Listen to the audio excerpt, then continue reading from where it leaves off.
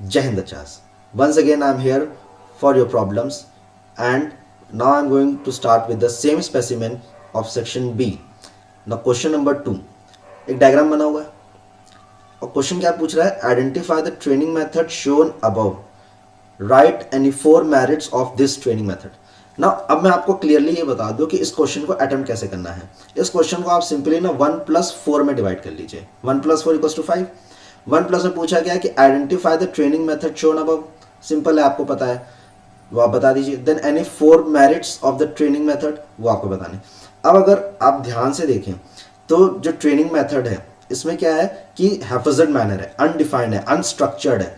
ठीक है, तो जैसे कहीं वो जॉगिंग कर रहा है, कहीं पे वो रनिंग कर रहा है, कहीं पे वो स्प्रिंट कर रहा है, कहीं पे वो होपिंग कर रहा है, कहीं पुशअप्स है, कहीं फ्रॉग है, फ्रॉग जंप है. तो different different skills is performing ना. कहीं पे उसको जान बचानी है तो तेज़ भागने लगा, कहीं पे जो है उसको थोड़ा रिलैक्सेशन मिला तो वॉक करने लगा, कहीं पे जो है उसको लगा कि यहाँ पे एक्सरसाइज कर सकता, एक्सरसाइज करने लगा कि जो है यहाँ पे मेरे को होपिंग इज़ बेस्ट ऑप्शन, तो वो होपिंग करने लगा. देन स्लो रनिंग वहाँ पे नीडेड है तो वो स्लो रनिंग करने लगा. तो ये एक हैफजर्ड मैनर में ट्रैक दिया गया है. तो इसका आंसर सीधा सीधा फिर से वह आ जाता है, दैट इज फार्टलेग, क्योंकि फार्टलेग में इस तरीके से अनडिफाइंड चीज़ें होती हैं. Now any 4 merits of this training method. अब 4 मेरिट लिखनी है. Like few are written over here, like easy to adopt for the players, not rigid but flexible in nature, gives more self confidence, develops the caliber of tackling situation, it develops creativity and gives adventure. अच्छा, ये 4 merits दी तो गई हैं, but the thing is it consist of 4 marks also, 1+4 marks है ना. तो write any 4 की points and then explain them in 2 to 3 lines only, not more than that. Like if it is written easy to adopt for the player, then explain in 2 to 3 lines. It will be very easy for you to explain the thing, है ना. तो एक 4 कोई भी points लीजिए, उनको explain कर दीजिए. अब मैं आपको इससे भी इजी पॉइंट और बता देता हूँ. कौन कौन से हैं. Practice in off season period, ये ऑफ सीजन में भी प्रैक्टिस, ऑफ सीजन में ही प्रैक्टिस किया जाता है. उसके बाद develops creativity and gives adventure along with physical fitness. भाई जब वो पर्सन एक हैफजर्ड मैनर में है, कोई भी पार्ट डिफाइंड नहीं है, तो वो अपना इंटेलिजेंस यूज करेगा. जब अपना इंटेलिजेंस यूज कर रहा है तो वहां पे क्या है, वो क्रिएटिविटी शो कर रहा है, और क्योंकि वो कहीं पे भी जा सकता है तो उसको वहां पे एक एडवेंचर भी मिल रहा है. Another thing, develops endurance, also provide experience of nature. अब क्योंकि इसमें दौड़ना ही दौड़ना है तो इट मीन्स कि वो वहां पे एंड्योरेंस डेवलप हो रहा है. हाँ, जहां पे वो एक्सरसाइज कर रहा है जैसे कि पुशअप है, तो वहां पे उसका स्ट्रेंथ भी आ रहा है, बट मोस्टली अगर आप देखेंगे तो ये सिर्फ एंड्योरेंस डेवलप कर रहा है. It is a part of endurance development. ठीक है. Then develops calibre of tackling situation. अब कहाँ पे क्या आ रहा है ये भी देखना बहुत जरूरी है, कि कहीं पे रिवर आ गई, कहीं पे माउंटेन आ गया, कहीं पे बुशेस आ गई, कहीं पे जंगल आ गया, कहीं पे विलेज आ गया, कहीं पे हाईवे आ गया. तो उस सिचुएशन को वो कैसे टैकल कर रहा है, that is also a part of this. तो ये एक इसका मेरिट है कि उसमें जो इंडिविजुअल वो अपना इंटेलिजेंस यूज कर रहा है. Okay. Another is art of self learning is experienced as there is a lot of variation. Again same thing जो मैंने अभी आपको समझाई कि वेरिएशंस इतने सारे कि कहीं पे भी कोई भी एक अनप्रिडिक्टेबल पाथवे आ जा रहा है, उसको वो कैसे टैकल कर रहा है, that is a part of art. कि वो अपनी क्रिएटिविटी शो कर रहा है कि मेरे को क्या करना चाहिए as per the need. Okay. So you can write the answer in this manner. मैंने आपको 4 पॉइंट और 5 पॉइंट और बता दिए, आप इसको भी लिख सकते हो जो कि ईजी है. Next, question number 3. Right short note on the following. Again this consist of 5 marks. अब ध्यान से देखिए, इसमें 2 पे शॉर्ट नोट लिखने. First is Thomas splint, second is occupational health hazard. तो थॉमस स्प्लिंट इट मींस कि 2.5 नंबर का, occupational health hazard again 2.5 number का. तो इसको भी आप डिवाइड कर लीजिए. जैसे थॉमस स्प्लिंट है, उसका थोड़ा सा ब्रीफ आपने दे दिया 1 नंबर में, एंड देन उसके जो कुछ पॉइंट्स हैं वो आप उसको एक्सप्लेन कर सकते हो 1.5 नंबर के हिसाब से. जैसे आपके पास ये एक पैराग्राफ लिखा हुआ है. Instead of writing a paragraph, if you will go with the points, that will be more beneficiary for you for gaining marks. So if you will follow that, then I can say that yes, you will get full marks definitely. So just follow the instructions properly. Like Thomas Splint, जैसे इसमें लिखा है, ठीक है, it is okay, no worry. But like what answer I am giving you is like Thomas splint is a long leg brace that stabilizes a fracture femur or other lower limb injury. Again I am repeating, Thomas splint is a long leg brace that stabilizes a fracture femur or other lower limb injuries. ये simple आपने explain कर दिया कि what exactly the Thomas splint is. अब आप कुछ part इसमें से भी ले सकते हो कि it is named after the famous British orthopaedic surgeon Thomas huge oven. ये भी आप लिख सकते हो इसमें से थोड़ा सा इंट्रोड्यूस करके, इसमें ऐड ऑन करके।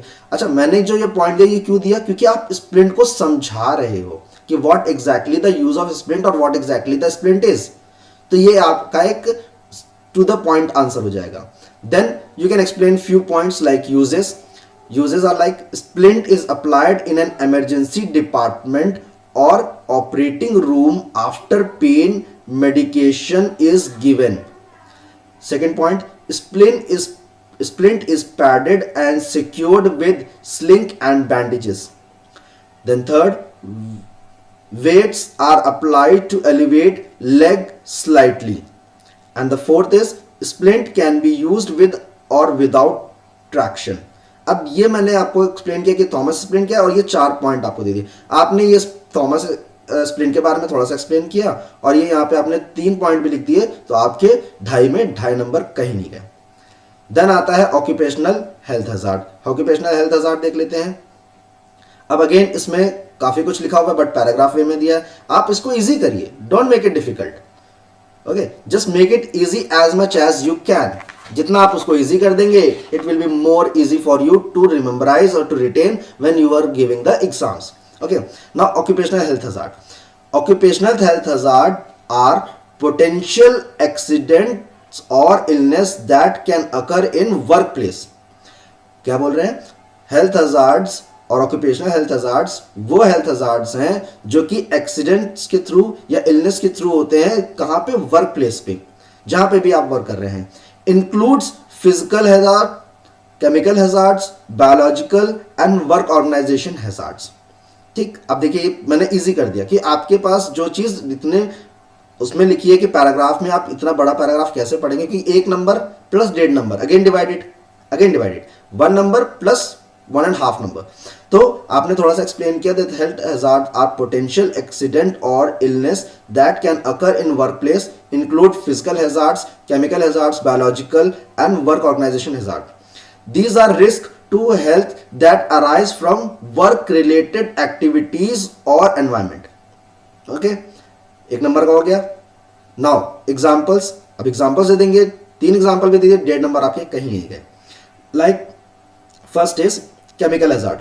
Exposure to toxic chemicals in form of solid, liquids, gases or dust can cause skin irritation, breathing problem, long-term health effects like cancer.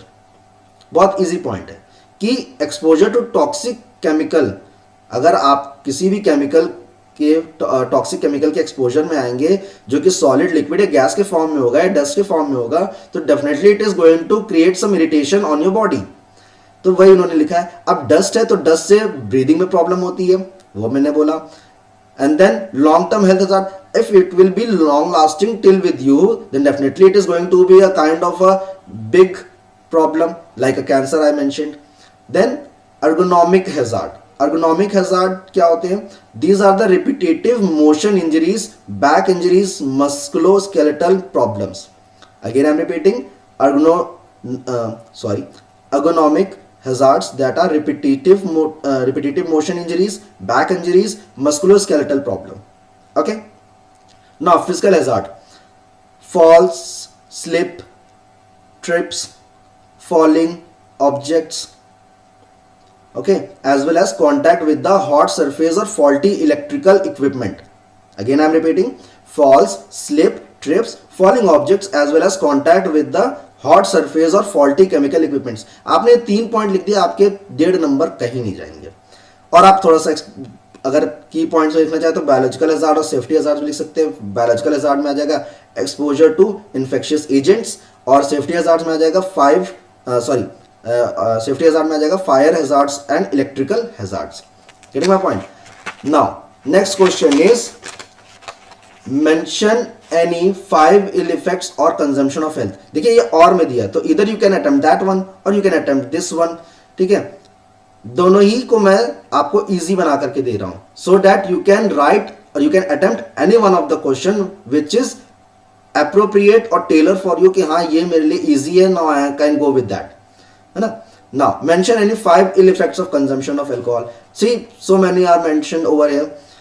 अब मैं आपको कुछ और भी दे रहा हूं जो बहुत इजी हैं, जिनको आप अपने वर्ड्स में भी इजीली एलोबरेट कर सकते हो. लाइक इकोनॉमिक लॉस, आप इजीली एलोबरेट कर सकते हो. Physical efficiency loss, loss of senses, loss of memory, decline appetite, crime also, road accident, unreliable.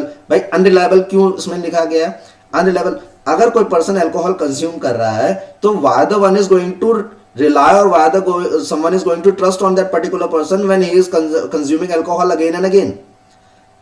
अब वो अपनी ही हेल्थ को नुकसान पहुंचा रहा है तो why one will believe on that particular person कि हाँ ये मेरे साथ जो है मेरे लिए ये ट्रस्टवर्दी होगा, मेरे लिए फ्रूटफुल होगा, मेरे लिए वर्थवाइल होगा. नहीं करेंगे ना आप believe. That is why I am saying कि unreliable is also one of the problem or one of the factor or one of the effects. Okay, that last one is increases blood pressure. As soon as the alcohol is going to dissolve in your blood, then it will definitely going to raise the heart level, because अगर आपने पढ़ा होगा doping में तो alcohol is a kind of stimulant which raises your energy level, which raises your body temperature. तो जब body temperature raise होगा तो ब्लड सर्कुलेशन हाई होगा, तो ब्लड सर्कुलेशन आपका तेज होगा तो it means it is going to increase that blood pressure or hypertension. It can lead if it is persisting for a longer period of time, then it is going to be considered as a hypertension. Now next, what is disability? Explain any 4 causes of disability. Again just divide it into 1 plus 1.5. Like disability, it is mentioned over here. Now I am going to explain you disability in a very simple language. Disability is a blip or a deficit which limits the daily life activity, or you can write a blip or a deficit which interrupts the daily life activity of an individual. ठीक है, disability क्या है? एक blip है, एक deficit है, एक कमी है जो कि डेली लाइफ की एक्टिविटी को इंटरप्ट करता है या फिर लिमिटेड कर देता है. Now causes, as it is mentioned over here, so many causes are there, but you don't need to explain this much. आप कम से कम एक्सप्लेन करिए क्योंकि ऑलरेडी 1 मार्क्स का आपने एक्सप्लेन कर दिया, 1.5 नंबर का एक्सप्लेन करना है, तो it is okay. Explain all the 4 points but as less as you can, so that you can consume less time for that. Like malnutrition, ठीक, malnutrition है. Then wars, nuclear accident, exposure to smoke, poor access to health case, illness, medicine and infection, accident, inherited disability. अच्छा, इसमें एक point मैंने अभी बोला, medicine and infections और sorry injections, you can से.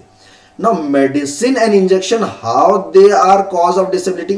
Late me tell you a very clear example for that. Like for example what happen कि एक पेशेंट जो कि HIV का है या एड्स का है, ठीक है, वो डॉक्टर के पास जाता है ड्यू टू सम रीजन.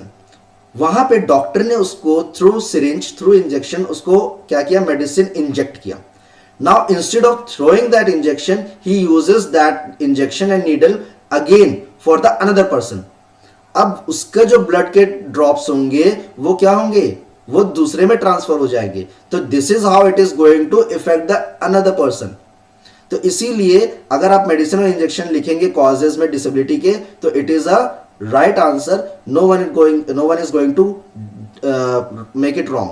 कोई इसको गलत नहीं साबित करेगा क्योंकि इंजेक्शन से और मेडिसिन से भी जो है डिसेबिलिटी बढ़ती है. इंजेक्शन से कैसे बढ़ती है मैंने आपको एक तरीका बता दिया. Then next question number 4. Question number 4 is Samira is a badminton coach. Samira is a badminton coach in a school. She has to prepare her team for the upcoming state level tournament. Hence, she conducts a training session in the school and observes that few players are good in defense but unable to play till the last moment due to lack of strength and endurance. अब देखिए उसको team prepare करनी है, उनमें जो है क्या बोलते हैं, few players are good in defence, वो डिफेंस बहुत अच्छा कर रहे हैं बट उनके स्ट्रेंथ और एंड्योरेंस बहुत वीक है. Now the next part of the question is suggest a method of training to Samira that will help her increase the strength and endurance of her player. ठीक है, क्या क्वेश्चन है? Method of training to Samira that will help her to increase the strength and endurance of her players. Now see, there are 4 basically training methods with the help of which you can develop the endurance and strength. Like first is continuous training. Continuous training method is for endurance development. ठीक है, उसमें देखिए आगे क्या लिखा है, support any 4 reasons for your answer. अभी मैं वो भी बताऊंगा आपको.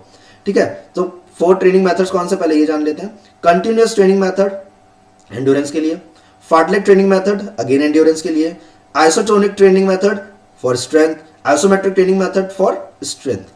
अगर आपने ये चारों को ध्यान से सुना है तो आपका आंसर आपको खुद ही मिल गया कि support any 4 reason for your answer, कि वो इन चारों को ही क्यों अप्लाई करेगी. कंटिन्यूअस ट्रेनिंग मेथड से she can enhance the short term as well as long term endurance.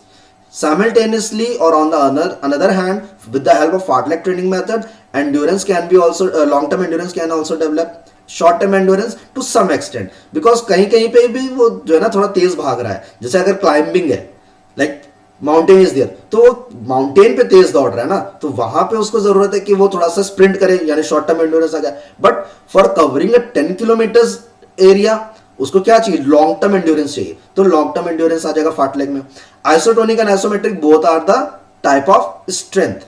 ठीक, isotonic is a part of long term and isotonic is a dynamic strength and isometric is a static strength. तो उसको strength develop करनी है तो अब आप isotonic भी develop कर सकते हैं और आइसोमेट्रिक भी. आइसोटोनिक से उसकी डायनेमिक हो जाएगी, यानी कि आपकी पहली कौन सी है, मैक्सिमम स्ट्रेंथ, दूसरी है एक्सप्लोसिव स्ट्रेंथ, तीसरी है स्ट्रेंथ एंड्योरेंस. ये तीनों ही अच्छे से डेवलप होंगी. और आइसोमेट्रिक में अगर आप बात करेंगे तो स्टैटिक, यानी कि performing activity from single place और वन पोजीशन. तो वो वहां से खड़े खड़े अगर कोई भी एक्शन परफॉर्म करना है, उसमें क्या स्ट्रेंथ लग रही तो उसको वो एनहांस कर पाएगा, डेवलप कर पाएगा. Getting my point. तो इस तरीके से आप अपने आंसर्स को जस्टिफाई कर सकते हैं कि why these are the training methods which she can use for enhancing the strength and endurance. Now the next question is draw a fixture of 8 team using tabular method. So my bachas, let me tell you, I will keep another session or a separate session for all the types of fixtures. Knockout, which consists of odd and even kinds of teams, or n number of teams will be odd or even, or another will be league or round robin, in which tabular is there, cyclic is there and staircase is there. And also odd and even. Staircase easy है तो even का ही मैं odd का ही बनाऊंगा या even का किसी एक का ही बनाऊंगा. But cyclic and tabular I will make of both and I will explain you in a much better way. I will try to explain कि आपको वो समझ में आ जाए. ठीक है, तो इसको अभी हम स्किप कर देंगे. नेक्स्ट क्वेश्चन पे चलते हैं. What is conditioning. What is conditioning. Conditioning पे आ जाइए. ठीक है, नेक्स्ट क्वेश्चन कंडीशनिंग. कंडीशनिंग क्या होती है आइए जानते हैं. क्वेश्चन क्या बोल रहा है, what is conditioning, right any 4 advantages of conditioning. Conditioning क्या है, उसके 4 एडवांटेजेस क्या है. ठीक है, conditioning is a form of training that enhance stamina endurance which are crucial for maintaining strong athletic performance through our practice and all. ये आपके पास लिखा हुआ है, मैं आपको और इसको इजी वे में समझाता हूं. ठीक है, conditioning involves long and regular process. ठीक है, पहली चीज तो ये समझ लीजिए कि कंडीशनिंग होती क्या है. कंडीशनिंग किसी भी इंडिविजुअल को किसी भी पर्टिकुलर सिचुएशन से जब उसको अटैच कर दिया जाता है या हैबिचुअल बना दिया जाता है, that is called conditioning. Getting my point. Once again I am repeating. Conditioning क्या होती है, जब किसी भी इंडिविजुअल को किसी एक सिचुएशन के साथ अटैच करा दिया जाता है कंप्लीटली, या हैबिचुअल कर दिया जाता है, उसी को हम क्या बोलते हैं, कंडीशनिंग बोलते हैं. That is why it is written that involves long and regular process. क्योंकि एक दिन में कंडीशनिंग नहीं होगी. आप एक दिन में साइकिल चलाना नहीं सीखे. फर्स्ट आप चढ़े, किसी ने पकड़ा था साइकिल, देन आगे तक गए, देन गिर गए, फिर आगे तक चले, फिर गिर गए, फिर ये हुआ कि जिन्होंने पकड़ा था उन्होंने छोड़ भी दिया, फिर उसके बाद जो है आप थोड़ी दूर तक गए, फिर गिर गए, फिर आप उठे, उन्होंने नहीं पकड़ा जिन्होंने भी आपकी हेल्प की थी, फिर आप आगे तक गए थोड़ा दूर तक, थोड़ी दूर जाकर के गिरे, फिर और दूर जाकर के गिरे. फिर एक टाइम ऐसा आया कि जब तक आपको कोई टक्कर नहीं मारेगा या एक अनप्रिडिक्टेबल सिचुएशन आ जाएगी, तब तक आप साइकिल से नहीं गिरोगे. ठीक है, तो कंडीशनिंग हुई ना कि एक समय था जब आप गिर जाते थे, एक समय था आप नहीं गिरते हो. तो long term process it is. तो it involves long and regular process, और it is concluded that our body becomes conditioned और our body becomes modified according to that activity. हमारी बॉडी मॉडिफाई हो चुकी है चेंज की नहीं मैं बात कर रहा हूं, मैं मॉडिफाई करने की बात कर रहा हूं कि मॉडिफाई हो चुकी है हमारी body as per that activity. Now it means if we do certain activities regularly in which our various systems are involved, our system become efficient and conditioned. अगर हम कोई एक पर्टिकुलर एक्टिविटी रेगुलर वे में करेंगे तो हमारे जो various organs हैं, हमारी जो बॉडी है, हमारी जो फिजियोलॉजी है, हमारी जो कैंसोलॉजी है, बायोमैकेनिक्स है, वो क्या हो जाएगी, उसके हिसाब से एफिशिएंटली वर्क करेगी और कंडीशन हो जाएगी. It means this. Now advantages. ठीक है, कंडीशन एक नंबर में आपने समझा दिया, जितना मैंने आपको बताया छोटा सा कंडीशनिंग समझा दी एक पैराग्राफ में. Now right any 4 advantages. 4 आपको पॉइंट्स लिखने हैं और फिर वही बात है कि सिर्फ पॉइंट्स लिख के मत छोड़िएगा, examiner can deduct your marks. तो बेटर क्या है कि कोई भी 4 पॉइंट लिखिए, उनको 2 से 3 लाइन में एक्सप्लेन कर दीजिए. No one is going to deduct your marks. 2 से 3 लाइन में आपने एक पॉइंट लिखा है, that is very much enough for you. आपके मार्क्स कहीं नहीं गए. ठीक है, तो जैसे कि इसमें एडवांटेजेस लिखे हैं, stronger athletes, faster athlete, powerful, confident, injury improves sports specific skill, increase familiarity. ठीक है, अब मैं आपको कुछ और बता देता हूँ जो कि बहुत easy points हैं which you can write in your answers. Like first is increases blood circulation. Blood circulation increase करता है. Avoids second wind. Second wind आप लोगों ने क्लास 9 में पढ़ा होगा, नहीं पढ़ा होगा तो क्लास 11 में या किसी और बायो पार्ट में आपने जरूर पढ़ा होगा कि सेकंड विंड क्या होता है, तो उसके बारे में थोड़ा सा लिख देंगे. अगर ये पॉइंट किसी को नहीं आता है, लाइक आर्ट्स और कॉमर्स स्टूडेंट्स अगर नहीं आता है तो नो नीड टू वरी. मैं और भी पॉइंट्स बता रहा हूँ जो आप मेंशन कर सकते हो. Like improves neuromuscular coordination. अब ये तो सबको आता होगा कि न्यूरोमस्कुलर कोऑर्डिनेशन कैसे जो है हमारा इंप्रूव होता है और कैसे वर्क करता है. Then increases in weight. Weight increase करने में हेल्प करता है. Storage capacity of glycogen and creatine increases. ठीक है, जो glycogen is a kind of complex carbohydrate जो हमारी मसल्स में स्टोर होता है. ग्लाइकोजन क्या है, एक कॉम्प्लेक्स कार्बोहाइड्रेट है जो हमारी मसल्स में स्टोर होता है, which we use during the short term endurance और एनारोबिक एंड्योरेंस. ठीक है, हम कब यूज करते हैं, शॉर्ट टर्म एंड्योरेंस में, एनारोबिक एंड्योरेंस में, because at that time the presence और the supply of oxygen is not as per the consumption of oxygen. Supply जो है ऑक्सीजन की वो कंजम्पशन के हिसाब से नहीं है. तो हाउ वी विल और how we are going to use energy और how we are going to take energy from the glycogen only. We are going to take energy which is stored in our muscles. Okay, तो इसीलिए जितना आप जो है condition कर देंगे अपनी बॉडी को, उतना ही ज्यादा जो है आपकी बॉडी की जो कैपेसिटी है ग्लाइकोजन स्टोर करने की और क्रिएटिन स्टोर करने की वो इंक्रीज हो जाएगी. देन जब आप किसी भी चीज के लिए कंडीशन हो जाएंगे, then it is going to avoid injuries as well. उसके बाद जब आप कंडीशन हो जाएंगे, आप हैबिचुअल हो जाएंगे, तो definitely it is going to better your performance as well. ठीक है, तो ये मैंने आपको कुछ इजी पॉइंट्स दे दिए, फिर मैं रिपीट कर दे रहा हूं. Increases blood circulation, avoid second wind. ये वाला पॉइंट मैंने बोला, अगर आर्ट्स और कॉमर्स के स्टूडेंट्स को नहीं आता है तो नो नीड टू वरी, मैंने और भी पॉइंट्स बताए. Improve neuromuscular coordination, increases in weight, storage capacity of glycogen, creatine increases, avoid injuries, better performance. Next is posture. Posture इसमें लिखा है, posture refers to the way in which a person sits और walk. ठीक है, it is okay, but posture, when we talk about the posture is a situation in which individual holds his or her body for the time period till he or she is feeling comfortable. कोई भी एक situation है जिसमें individual अपनी body की position को hold करता है टिल ही और शी इज फीलिंग कंफर्टेबल.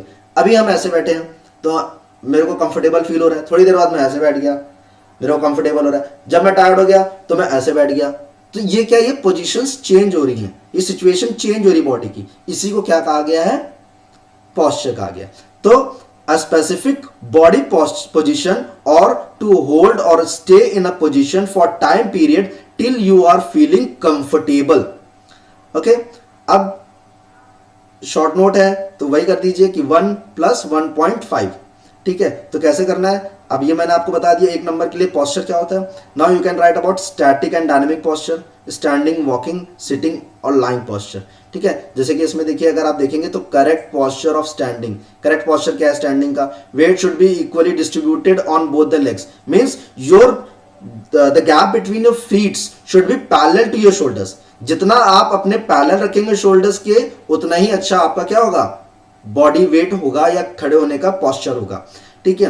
अच्छा, दूसरी चीज इसमें क्यों बोला गया कि parallel to shoulder is the appropriate, क्योंकि अगर आप ज्यादा स्ट्रेच कर देंगे तो अगर साइंस के स्टूडेंट इसको सुन रहे हैं तो समझ जाएंगे कि as much as you will stretch your leg the centre of gravity is going to decrease, you know this better, ठीक है। और जितना ही आप पैरों को क्लोज में रखेंगे, पास में रखेंगे, तो centre of gravity will lie in the centre of the body, so it will help you to maintain the posture of standing, okay. तो जितना आप उसको कम से कम गैप पे या पैरेलल टू शोल्डर रखेंगे, आपका बॉडी वेट जो है वो बैलेंस रहेगा, इसीलिए आपको खड़े होने में पोस्चर जो है, खड़े होने के पोस्चर में, स्टैंडिंग पोस्चर में आपको हेल्प मिलेगी, ठीक है। तो that is why it is also mention toes of the feet should be 3 to 4 feet apart, okay, sorry 3 to 4 inches apart, ठीक है, नॉट मोर देन दैट, ठीक है। Then correct posture of sitting. अब correct posture of sitting, जब आप बैठे हैं तो मेक श्योर कि आपकी जो बैक है वो पीछे जो भी सपोर्टिंग एरिया है, लाइक चेयर इज देयर, तो सपोर्टिंग एरिया जो पीछे उसमें चिपकी होनी चाहिए ताकि आपकी बैक को रिलैक्सेशन मिले। अगर आप पीछे से सपोर्ट नहीं देंगे तो वो चिपकी नहीं रहेगी, तो क्या होगा कि आपको थोड़ा सा अनइजी सा लगेगा, जिसकी वजह से easily your spine is going to deal with the pain. Getting my point? During sitting our head, spinal column, shoulder and hip should be straight line, मतलब वो एक स्ट्रेट लाइन में आना चाहिए, ठीक है। अगर हम मिड लाइन से देख रहे हैं सामने से तो it should become in a mid line only. और erect, leg should touch the ground, पैर लटके रहेंगे तो क्या होगा, पेन होगा, सेंसेशन होगी, क्योंकि ब्लड सर्कुलेशन कहीं ना कहीं स्टॉप होगा। Thigh should be horizontally position, ठीक है। Then correct posture of walking, whenever you are walking make sure कि आपके जो फीट है, हील है, टोज है, वो प्रॉपरली रखे गए हों। If you will walk on your toes, so first thing, it is not a proper way of walking. Second thing, if you will walk on your toes not using your heel, then it is going to lead with any kind of problem. उसमें आपको plantar fasciitis भी हो सकता है। और अगर आप आगे ज्यादा झुक करके चल रहे हैं और फीट को भी ऊपर रखा हुआ है आपने, फीट को रखा करके हील को ऊपर रखा हुआ है, तो क्या हो सकता है कि आपको काइफोसिस या राउंड शोल्डर की प्रॉब्लम्स भी हो सकती हैं। तो इसीलिए इसमें भी लिखा है the heel of foot should be touching the ground and then weight should be transfer to the toes, ठीक। प्रॉपर आपको फुट रखना ही रखना है पूरा, ठीक। Correct posture of sleeping, use a normal size pillow not a thick, भैया 4 pillow लगा के मत सोइएगा, ठीक है। काइफोसिस नहीं डील करना चाहते हैं, राउंड शोल्डर नहीं डील करना चाहते हैं, तो 50 मेक श्योर कि 3 से 4 पिलोज मत यूज करिएगा, 1 पिलो लगाइए, पतली लगाइए, because only the need is that you have to balance this area of the shoulder। भाई सीधे लेटे हैं तो सीधे जब आप लेटते हैं तो बेस्ट थिंग इज कि आप अपने नेक के नीचे अपने जो है सिर्फ एक पिलो लगा लें, और उसके बाद जब आप टर्न कर रहे हैं, करवट ले रहे हैं लेफ्ट और right, then you use a pillow so that this gap can be covered properly, ठीक है। क्योंकि अगर आप नहीं रखेंगे तो गर्दन ऐसे लटक जाएगी, फिर आप बोलोगे सर दर्द करता है, आपने तो पता नहीं क्या बता दिया था, मैम ने तो क्या बता दिया था स्कूल में, तो गर्दन बहुत दर्द कर रही है। तो don't do such type of things कि आपको पेन हो।